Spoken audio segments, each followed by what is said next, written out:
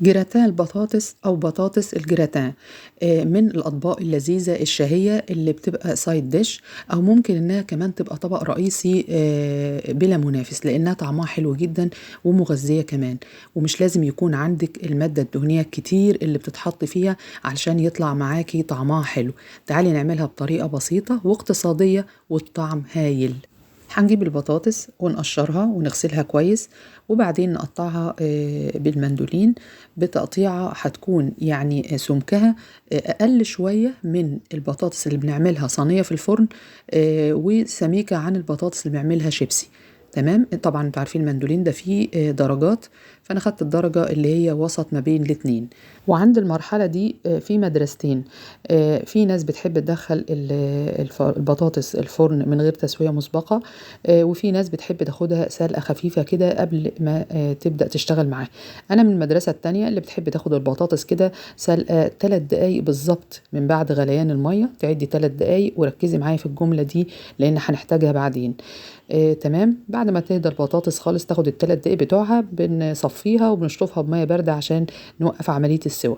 ونروح بقى على بال ما البطاطس تبرد، حلة على النار هنحط فيها حوالي معلقتين كبار من الزبدة، عليهم معلقتين كبار من الدقيق، ونقلب كويس جدا لغاية ما الدقيق بتاعنا يبدأ كده ايه يحمر وياخد تحميصة حلوة وريحته الجميلة تبدأ تطلع. تمام. في الوقت ده هننزل عليهم بحوالي كوبايتين كبار من الحليب ونص كوباية من المية علشان نعمل البشاميل بتاع الجراتان. ونقلب كويس جدا وننزل عليهم بحوالي نص معلقة صغيرة فلفل أسمر ومعلقة صغيرة مليانة زعتر. والزعتر من الحاجات المهمة جدا في الطبق ده لأنها بتديه طعم وريحة مميزة. هننزل عليهم ب3 قطع من الجبنة المثلثات ومكعب شوربة خضار، له لحمة ولا فراخ. أنا بحبش أستخدم الاتنين، أنا بحب أستخدم فقط الخضار، بيدي طعم حلو جدا.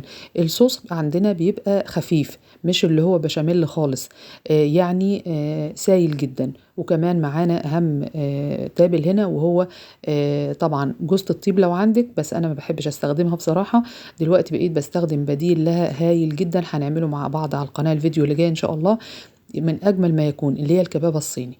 بتدي نفس الطعم ونفس الريحة وكمان طعم احلى.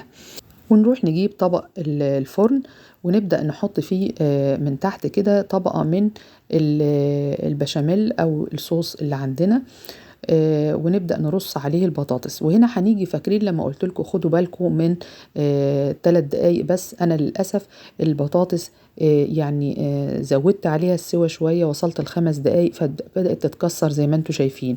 فكان ممكن ألغي الفيديو وأعيده تاني في مرة تانية بشكل منمق ومنسق عن كده، تكون البطاطس فيه متماسكة والواحدة كده بوحدتها نقدر نرصها في الطبق. لكن أنا قلت هكمل علشان خاطر تبقى برضو ملحوظة وحاجة تفتكريها لما تيجي تعملي الطبق بتاعك ده. تفتكري إن البطاطس معاكي لازم تقعد على النار 3 دقايق فقط لا غير من بعد بداية الغليان بتاعها. تمام. خلاص حطينا بقى الصوص بتاعنا اللي كان المفروض. طبعا الطبقة الوصفة عفوا اللي هي الرئيسية بتعتمد على كمية كبيرة جدا من الجبن، بارميجان، شيدر، موتزاريلا. تحطي منها كمية حلوة في قلب الصوص وانت بتعمليه. انا استبدلت كل ده ب3 قطع جبنة مثلثات بس تكون نوع كويس. تمام. وكمان طبقات من الصوص ده ما بين البطاطس وبعضها، برضو كده زودنا كمية الدهون.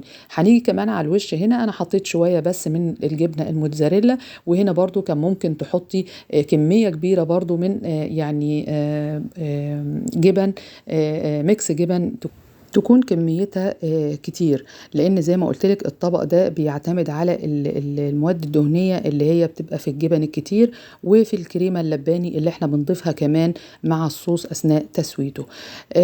خلاص كده دخلتها الفرن على درجه حراره 180 من فوق كده ومن تحت، لو ممكن من تحت بس، وبعد شويه تفتحي الشوايه من فوق تاخد اللون ده، لان اوريدي كل حاجه فيها مستويه، بس احنا عشان نديها اللون الذهبي الجميل المشهي ده. طلعت معانا بالشكل بالشكل القمر ده.